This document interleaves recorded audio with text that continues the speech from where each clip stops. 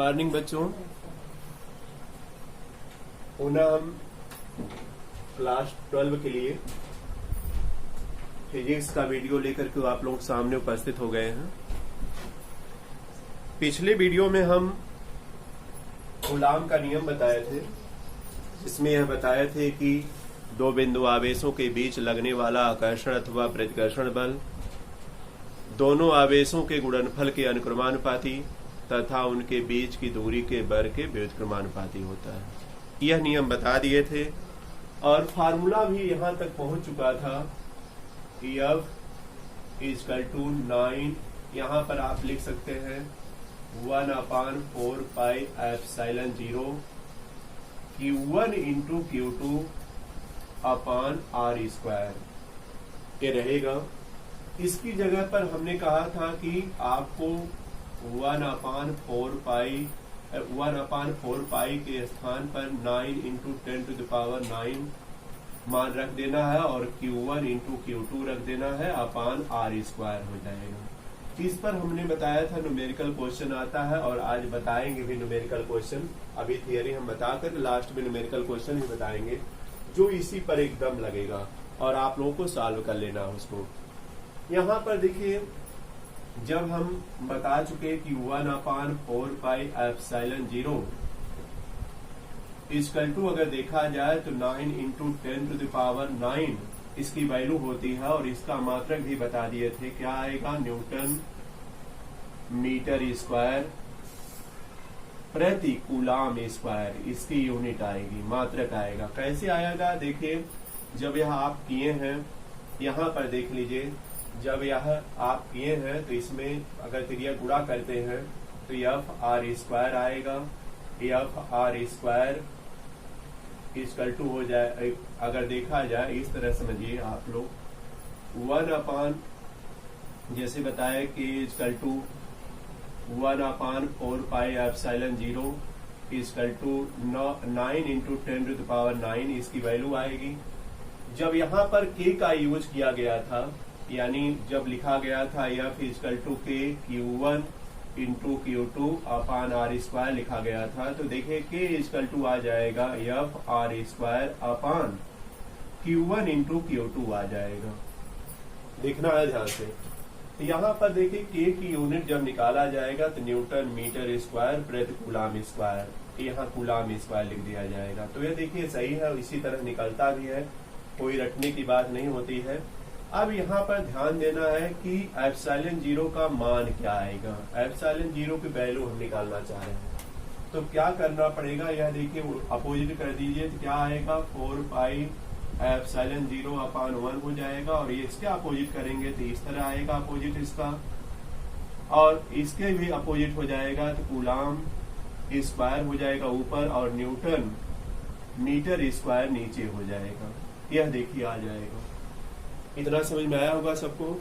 अब ε0 जब निकालेंगे तो यहाँ पर देखिए 4π नीचे आ जाएगा, यानी 1/4π का मतलब 4 × π का मतलब 3.14 हम इसकी वैल्यू रख देते हैं, इंटू 9 करेंगे, इंटू 10⁹ होगा। इसके बाद इसका मात्रक जो है वही रहेगा कूलाम स्क्वायर प्रति न्यूटन मीटर स्क्वायर आएगा। इसकी यूनिट यही आएगी। इसके बाद इसको जब सॉल्व करिएगा, ε0 की वैल्यू आ जाएगी 8.85 × 10⁻⁻12 आ जाएगी। हल करिएगा आप लोग खुद, और इसका मात्रक आ जाएगा कूलाम स्क्वायर प्रति न्यूटन मीटर स्क्वायर हो जाएगा। न्यूटन मीटर स्क्वायर यह है, न्यूटन मीटर स्क्वायर आ जाएगा। तो इसको नोट कर लीजिएगा सब लोग। ε0 चूंकि कंडीशन वगैरह में आता है ε0 का मान कितना होता है, तो ε0 बताए थे निर्वात की वैद्युतशीलता कहलाएगी। तो निर्वात की वैद्युतशीलता का मान 8.85 × 10⁻⁻12 होगा और इसकी यूनिट यह रहेगी। तो इसमें देखिए दो चीजें आपको मिल गई, वैल्यू भी मिल गई, इसके अलावा यूनिट भी आपको मिल गई। इसी से हम लोग ε0 की बीमा भी अभी निकालेंगे। तो पहले इतना नोट कर लीजिएगा आप लोग, यहाँ से और यहाँ तक किए हैं आप लोग, यहाँ से आप विस्तार यहाँ तक ले आइए आप लोग, इतना कर लीजिए पहले।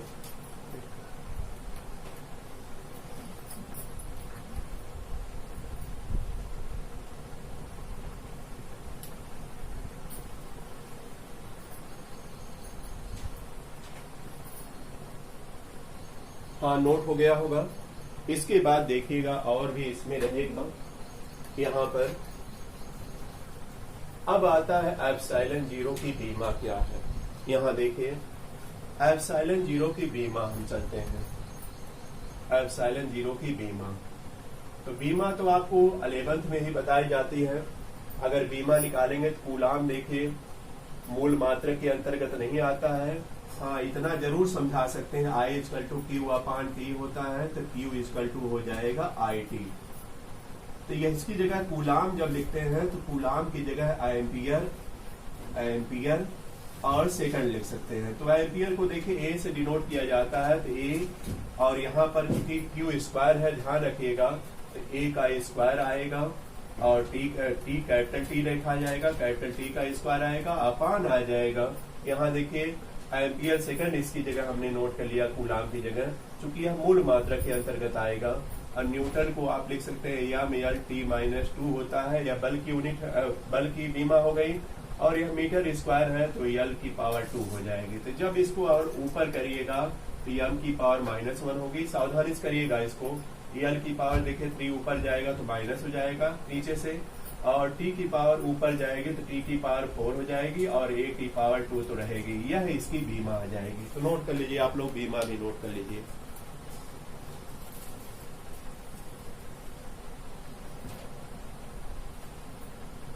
नोट हो गया होगा सबका, तो बीमा भी देखिए नोट हो गई।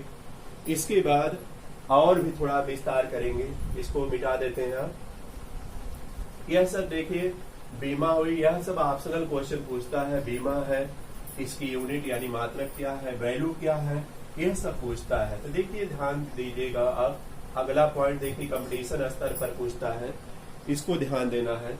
जब फार्मूला कोई निकल जाता है तो हमने बताया उसका जब विस्तार किया जाता है तो वही कंपटीशन के लिए इंपॉर्टेंट होता है, तो इसको ध्यान दिया करिए सब लोग। देखिए 2 बिंदु आवेश जब आप रखे थे शुरू में, यानी Q1 और क्या रखे थे, Q2 रखे थे, इनकी बीच की दूरी R लिए थे। तो यह बीच का माध्यम जो है निर्वात था, निर्वात या हवा कह लीजिए। इसके बीच का जो माध्यम है वह निर्वात कहिए चाहे हवा कहिए, बात एक ही है। निर्वात का मतलब हवा का दबाव जहाँ कम रहेगा। यह माध्यम, यह हवा माध्यम में यह रखा गया था। लेकिन अगर कोई और माध्यम रहेगा, कोई जैसे दोनों आवेश Q1 और Q2 इनके बीच की दूरी R ही रहे, अगर किसी अन्य माध्यम में रखा गया जिसका परावैद्युतांक आता है, परावैद्युतांक यानी डाई इलेक्ट्रिक बोलते हैं, K रहेगा। अगर परावैद्युतांक इसका क्या है, K है। जैसे माध्यम में आप इसके बीच में रुई लगा सकते हैं, या लकड़ी का बुरादा रख दीजिए, या मोम लगा दीजिए, मोम लगाकर इसको धंसा दीजिए। तो यह जो इनके बीच आकर्षण और प्रतिकर्षण बल रहेगा उस पर क्या प्रभाव पड़ेगा इसको देखना है। इसके लिए तो आएगा, देखिए F इक्वल टू आ जाएगा 1/4 pi epsilon 0 Q1 into Q2 अपान जो है R स्क्वायर आ जाएगा। लेकिन जब इसके लिए निकालेंगे, माध्यम कोई रहेगा जिसका परावैद्युतांक ही रहेगा। माध्यम का परावैद्युतांक क्या रहेगा, माध्यम का परावैद्युतांक बोलते हैं, परावैद्युतांक डाई इलेक्ट्रिक बोलते हैं, जिसको डाई इलेक्ट्रिक बोलते हैं। अगर ये रहेगा तो देखिए तब आ जाएगा यम लिख देते हैं, मीडियम यानी माध्यम कोई रहेगा। यह तो निर्वात के लिए है तो यह दिखाए हैं, तो यह देखिए वैल्यू आ जाएगी 1/4 पाई एप्सिलॉन 0। एप्सिलॉन 0 K लिख दिया जाएगा, यहाँ K लगा दिया जाएगा, और Q1 इंटू क्या रहेगा, Q2 अपान R स्क्वायर रहेगा। यहाँ K जो है माध्यम का परावैद्युतांक तब शामिल कर दिया जाएगा। चूंकि देखिए निर्वात के लिए जो K का मान होता है, इसके लिए भी होता है। इसके लिए K का मान अगर देखा जाए तो 1 होता है, तो इसलिए अगर यहाँ K शामिल भी करेंगे तो इसका मान 1 होगा तो ही आएगा, इसलिए यहाँ K शामिल नहीं किया जाएगा। लेकिन यहाँ पर कोई माध्यम रहेगा तो K का मान रहेगा, और K का मान जब रहेगा, K का मान 1 से अधिक रहेगा, कोई भी माध्यम रहे। यहाँ तक समझिए, अगर यहाँ पर धातु कोई माध्यम रहेगी तो धातु के लिए K का मान अनंत रहेगा, यानी धातु के लिए परावैद्युतांक K का मान अनंत होता है, निर्वात के लिए K का मान 1 होता है, और अदर माध्यम रहेगा तो उसका मान जो है परावैद्युतांक K का मान 1 से अधिक ही रहेगा। तो यह सब भी कंपटीशन स्तर पर पूछा जाता है, तो इसको ध्यान रखिएगा सब लोग। अब यहाँ पर देखिए एप्सिलॉन 0 के को आप एप्सिलॉन भी लिख सकते हैं, एप्सिलॉन केवल लिखा जाएगा।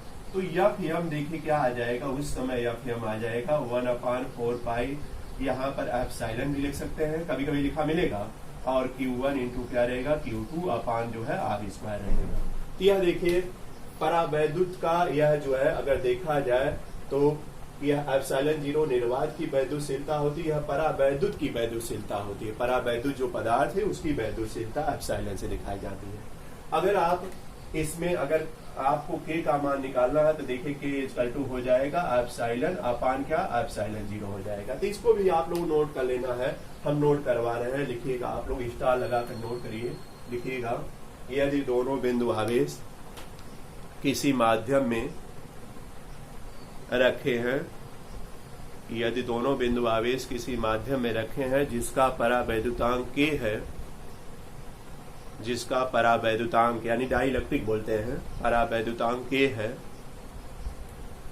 तो उसमें उस माध्यम में दोनों बिंदु आवेशों के बीच, तो उस माध्यम में दोनों बिंदु आवेशों के बीच लगने वाला बल एफएम दिखाएगा। एफएम बराबर, सीधे नोट करिए, एफएम बराबर 1/4 pi epsilon 0 K Q1 into Q2 अपान R स्क्वायर। यह नोट कर लीजिएगा आप लोग, यह लगा दीजिएगा, फिर नोट कर लीजिएगा। यह हो गया सबका, लिखिएगा निर्वात के लिए K इक्वल टू 1 होगा। आगे नोट कर लीजिएगा निर्वात के लिए K इक्वल टू 1 आएगा। अन्य माध्यम के लिए K ग्रेटर देन 1 यानी 1 से ज्यादा आएगा। अगर मान लीजिए धातु माध्यम है, धातु के लिए नोट कर लीजिएगा इसको, K इक्वल टू इनफाइनाइट होगा, अनंत हो जाएगा। तो अगर मान लीजिए न्यूमेरिकल में धातु का आता है तो K का मान यहाँ अनंत रख देना है, अगर निर्वात का आता है तो K का मान 1 रख देना, तो यह फार्मूला खुद प्राप्त हो जाएगा। और अगर अन्य कोई माध्यम रहेगा तो उसके लिए K का मान दिया रहेगा। तो यह समझ में आ गया होगा सबको, ये ध्यान रखिएगा। इस पर देखिए यह सब जो है कंपटीशन स्तर पर क्वेश्चन होते हैं और इसको जो है आप लोगों को ध्यान से देखना पड़ेगा। तो यह हो गया सबका, अब चलते हैं न्यूमेरिकल पर। इसके यहाँ तक नोट कर लीजिएगा। नोट करने के बाद ये सब तो आपको समझाई दिए हैं, तो इसको ध्यान रखिएगा। अब चलते हैं न्यूमेरिकल, बोलते हैं आप लोगों के लिए न्यूमेरिकल। नोट करिए आप लोग, एनसीईआरटी पर हम न्यूमेरिकल क्वेश्चन बोल रहे हैं, इसको नोट करिएगा सब लोग, नोट करिए। वायु में एक दूसरे से 30 सेंटीमीटर दूरी पर रखे 30 सेंटीमीटर दूरी पर रखे दो छोटे आवेशित गोलों पर क्रमशः 2 छोटे आवेशित गोलों पर क्रमशः 2 into 10 to the power -7 2 into 10 to the power -7 coulomb तथा 3 into 10 to the power -7 coulomb 3 into 10 to the power -7 coulomb आवेश है। नोट करते जाइएगा कापी में। उनके बीच कितना बल है, उनके बीच कितना बल है, उनके बीच कितना बल है। अब देखिए इसको कैसे सॉल्व करेंगे। अब सॉल्यूशन पर चल रही हम सॉल्यूशन आप लोग दे रहे हैं। एक क्वेश्चन आपकी बुक में भी, एनसीईआरटी की बुक में देखिएगा, उसमें मिलेगा क्वेश्चन, और हम थ्योरी के साथ साथ क्वेश्चन भी कराते जा रहे हैं, फिर लास्ट में भी क्वेश्चन कराएंगे, लेकिन अभ्यास आप लोग बना रहे इसको।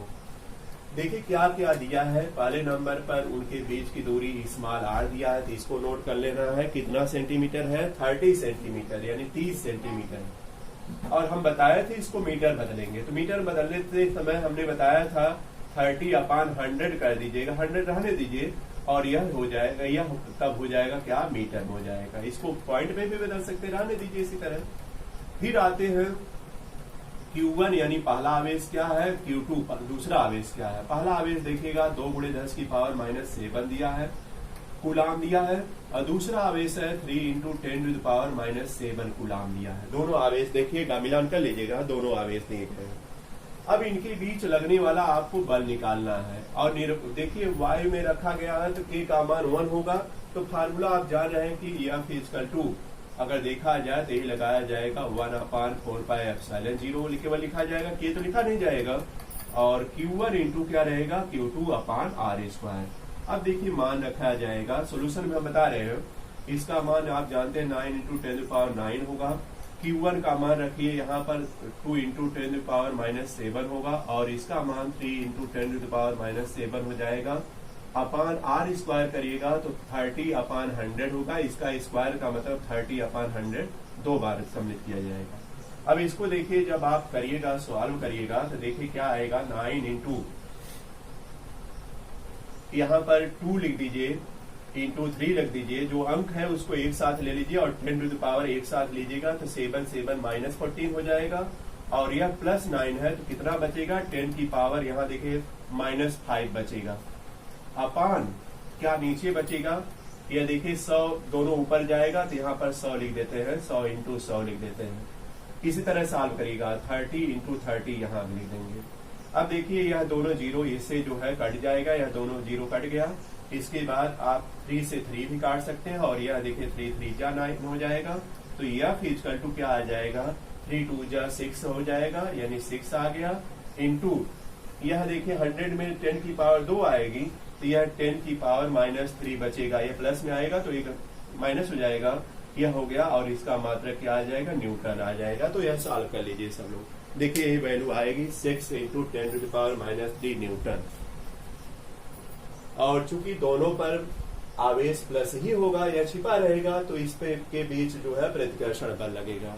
तो अगर पूछता है कितना बल है तो बल तो इतना है, अगर पूछता आकर्षण होगा प्रतिकर्षण तो आपको इसी तरह कर लेना है। तो यह नोट कर लीजिए। इसके बाद आज इतना ही वीडियो आप लोगों को बताएंगे, और फिर अगली वीडियो में हम अगली थियरी न्यूटन इस पर जो है कूलाम के नियम पर अगली थियरी आप लोग बताएंगे। नोट कर लीजिए।